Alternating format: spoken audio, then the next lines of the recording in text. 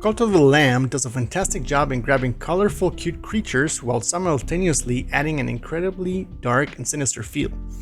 The game starts you as a cute little lamb, literally, that gets its head chopped off. In the process, you get to meet a powerful entity that promises to bring you back to life to claim a higher purpose. You are then respawned with this dark and evil shape-shifting crown, ready to wreck the evil forces and escape the evil lair. But of course, every debt such as this has to be paid, right?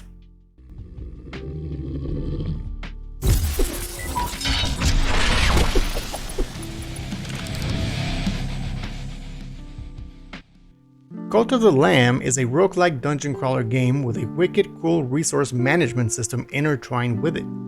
One of your main missions is to grow indeed a cult. That is correct, guys, a cult of followers to gain more skills and unlock different actions to progress in the game. You are responsible of feeding, recruiting, motivating via sermons, rituals, and many other weird cultist actions done in your temple. Your shrine plays a big role in the progression of the cult, since this is where you level up and acquire new sweet additions and building options. Most of these actions are portrayed in a very dark and wicked art style that makes your character look like the devil incarnate, but very cute at the same time doing it. One of the things I loved was the polar opposite feel the game presents. One day, you could be having a loving community, singing Kumbaya all the time, and the next, you may be having to sacrifice one of your followers to increase the loyalty levels. If one of your peeps is not feeling the vibe of the cult, he can quickly become a nuisance by turning into the bad apple, trying to convince the rest of the crowd that you're not that good of a leader. So you have to pay close attention on how they're feeling internally. You gotta make sure you show them some love in order to increase their loyalty. Fail to do so, and they will start to talk some shit about you to the rest of the camp, which will begin to lower your loyalty.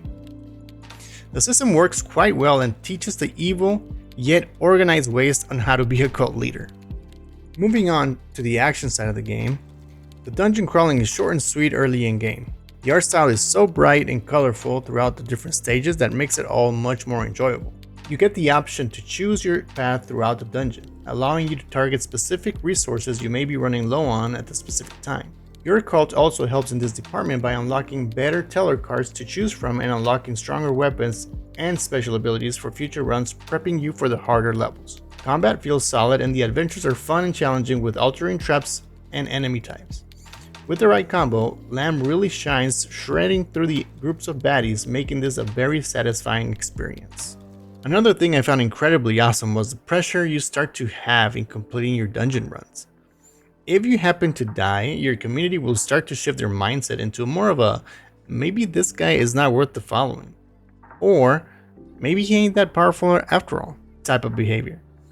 Afterwards, during my next run, I could not shake the feeling of my cult paying very close attention to my actions, and I didn't want them to think I did not know how to swing that sword well enough to lead them to a more sinister path.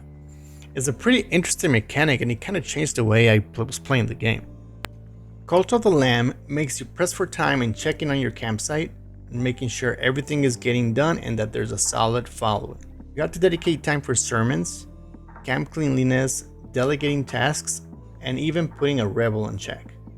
Stack all that up and add the need of you having to still go out and slay the evil army to recruit more followers. With all that said, the camp is still operating while you go on a run, meaning that your followers will continue to grow their hunger or get more tired of you leaving them unattended for too long. So that adds a little bit more of pressure in completing the dungeons as fast as possible. So keep that in mind before you head out the next time. Get them homies some chicken nuggets. Give everybody hugs and kisses before you start slashing away. You do not want to come back to a pissed off and starving cult because you may be the next sacrificial lamb, pun intended, to get thrown into a fire pit. Overall, I found this game really hard to put down. I want to see what else this higher entity brings to my arsenal. I also want to see how much my cult continues to grow and what other things I can unlock further down. This game is definitely worth the play if you're a fan of dungeon crawlers and resource management type games.